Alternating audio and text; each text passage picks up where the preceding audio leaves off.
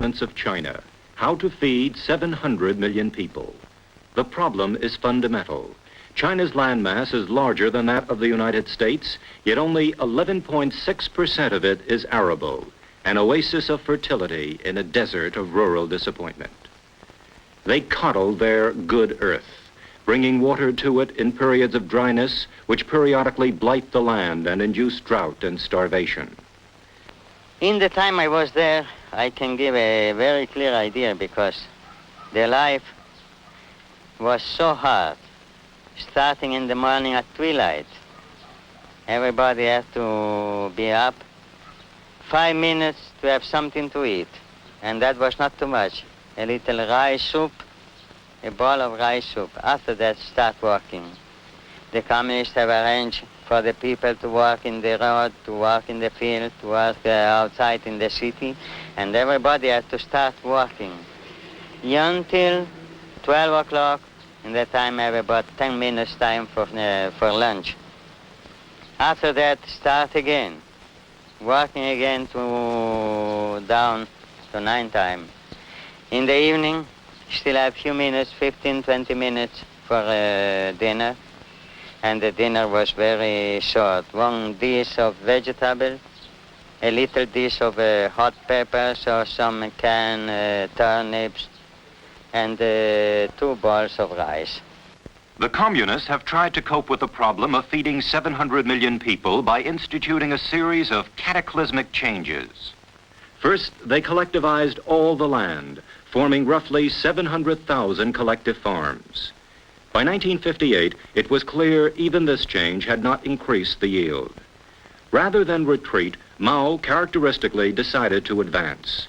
He amalgamated the collectives into 26,000 communes and hailed this revolutionary step as a shortcut to communism. Today, foreign cameramen are shown only showcase communes, where happy farmers operate the latest in mechanized equipment. But one cameraman was able to visit a more typical commune and to film, however briefly, the ancient struggle between the Chinese peasant and his barren environment. Villages so old their mud walls are decaying. Land cultivated by the ancient Chinese combination of man and buffalo. And every day, political lectures. Patiently, the communists explain how glorious things can really be. A new world is unveiled through the eyes of the Marxist. Since 1959, they have published no hard agricultural statistics. And in 1962, they reversed the traditional Marxist order of priorities and placed agriculture ahead of industry. Ideological eyebrows might have been raised. This was unimportant. The regime could not take another spell of starvation.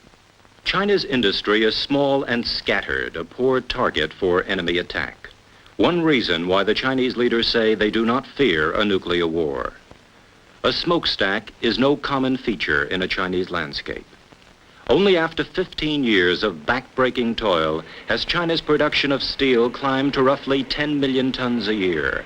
No one is sure of the exact figure. None has been published in 5 years.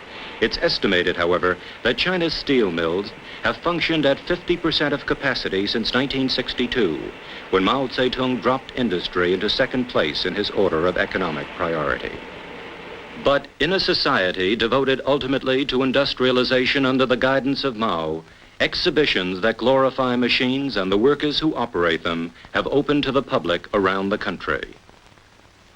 The Chinese, who still marvel at the magic of machinery, stare at this mock-up of an oil refinery. Last year, China is estimated to have produced 6 million tons of oil. 6 million, as compared with 361 million tons in the United States. They listen to the wonders of the modern age. They think of machines as saviors from centuries of indignity and drudgery. I'm a mason, 55 years old. I'm Zhang Kui Min, 30 years old. I'm a precision instrument worker. My name is Gua Min. I'm 50 years old. I'm a worker at a factory in Harbin. Zhang Gaizhu is my name. I'm 33 years old. I work in a boiler plant. They were asked to describe the impact of communism upon their lives. 3 generations in my life, in my family, have been illiterate. My father was unemployed. There was no way to make a living in the old society. Nothing to eat, nothing to wear. Before the liberation, I didn't even have 1 day of schooling. But after liberation, I have come to learn to read.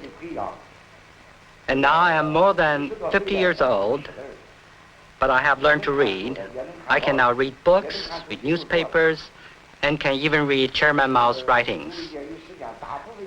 They curse Moscow now because it is fashionable to do so. But they learned much from Moscow during the 1950s, when Sino-Soviet friendship was at its peak. They learned that industry can provide them with artificial fertilizers, which they desperately needed for their agriculture. The blueprint for this factory came from Russia. They learned, too, how to cut meat into packageable sizes, and how, with painstaking precision, to paste labels onto the cans for export to foreign lands, where competition forced the Chinese to polish up their labels and their advertisements. A special school now exists in Peking, where Chinese ad men conceive of ways of blending propaganda with posters for basketballs and table tennis. China's exports are growing as her international prestige increases. Last year, she exported close to $1 billion in food and materiel, much of it from this once busy harbor of Shanghai. In the old days, before 1949, this harbor was one of the noisiest, liveliest, dirtiest ports in all of the Far East, a haven for sailors, an enclave for foreign businessmen. Today, both the city, with its broad, empty boulevards, and the harbor, with its few foreign ships, constitute one of the quietest, smallest, and cleanest ports in Asia. Little by little, however, as China continues to emerge in the world, more and more ships come to Shanghai, from Scandinavia, from Pakistan, from Great Britain. No longer is China isolated. On October 1st, China, the newest nuclear power on Earth, celebrated the 15th anniversary of her communist revolution. To the Square of Heavenly Peace in Peking came millions of Chinese with an apparent pride in their new dynasty rarely equaled in China. From the mountains and the rice fields, from the provinces of Manchuria, Tibet, and Xinjiang, have come these dedicated followers and their fanatical leaders, all part of a groping giant, all part of an ancient land that traditionally venerates culture, but with Mandarin aloofness looks down upon its neighbors as dependencies that must pay tribute to the Middle Kingdom, a poor land that has already detonated a nuclear bomb. The new China, an unprecedented hybrid of Confucianism and Marxism that baffles, enchants, frightens, and tantalizes the world with its fantastic potentiality and with its booming population that in 15 years may soar to 1 billion people. It is a vast nation barred to American tourists, correspondents, and cameramen. These pictures were taken in the past few months by a French camera crew in the employ of CBS News. Other pictures were taken by Japanese, Italian, and Pakistani crews. The sum total represents only a minute glimpse of a nation of 700 million people, 1 out of every 4 people on Earth, a nation that covers a 1/6 of the Earth's surface. This is what they saw. These are some of the people they filmed. They were shown China with her best foot forward, her best schools, her brightest students, her busiest shops, and her most fertile fields. They were being shown the China reserved for foreigners, shiny, loyal, hard-working, and clean. Occasionally, while their guides napped, they caught a glimpse of another China, of back-breaking toil, of unrelieved drabness, and of hunger. And when the guide became aware of a camera pointing in the wrong direction, the hand of the censor blocked the lens. Peking has grown to twice its size of 10 years ago. Housing construction is booming, most of it on the west side of the city, near the new factories built with Russian assistance.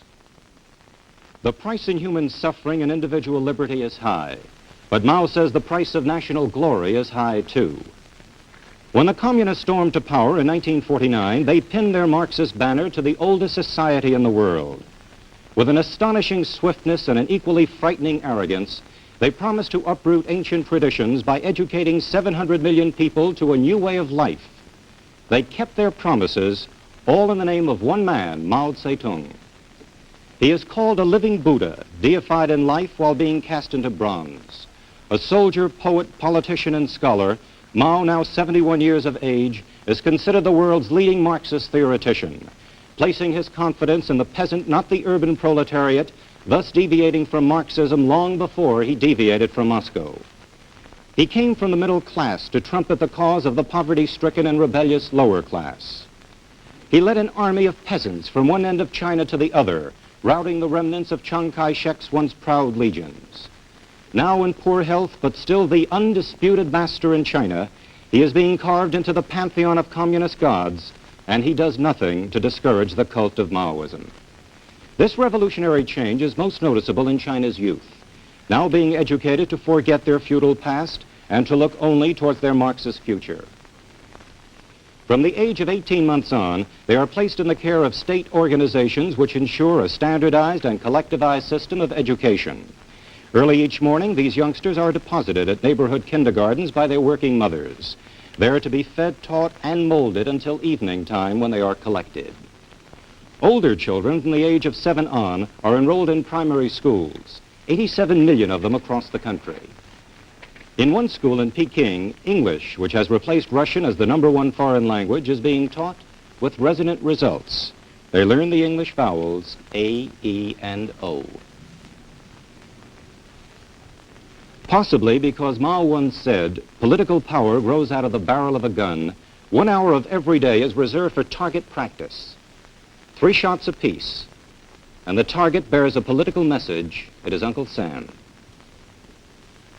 Of the 97 million Chinese enrolled in schools of all kinds, only 0.7% of them go on to a higher education, about 700,000 students. The pinnacle, of course, is Peking University. Admission is restricted to those students who are most gifted intellectually and most reliable politically.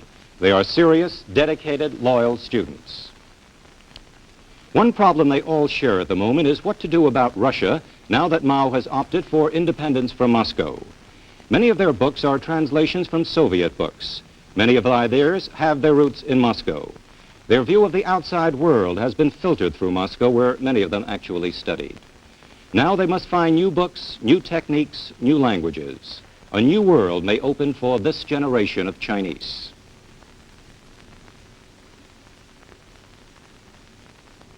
Communism has meant the greatest change for Chinese women, who have now emerged from centuries of degradation to take their part in the building of China.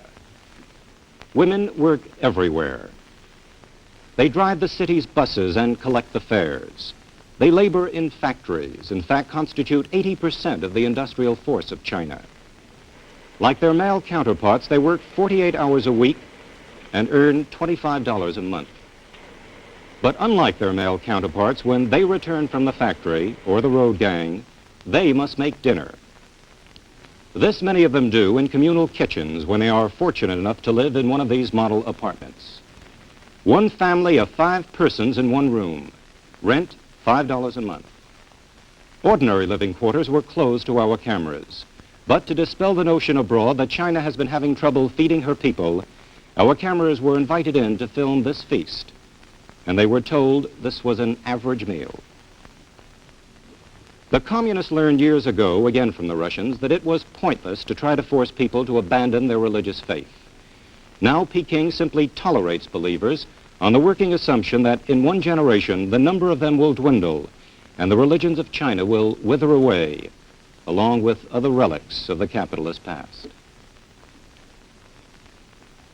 Often young Chinese, encouraged by the state, will go out of their way to climb to ancient shrines, not to pay their respects, but to mock the Buddha by posing for funny photographs. Sometimes the communists who guided our cameramen through this tour were anxious that certain customs of the past be carried on into the future. This custom is Chinese boxing. Early on Sunday morning, hundreds of Chinese of all ages come to the squares and parks of their city to shadow box in the traditional Chinese way. The communists say it is all part of physical training. The old men say it is good for the liver. In any case, it is a harmonious movement in a society swinging through revolutionary change.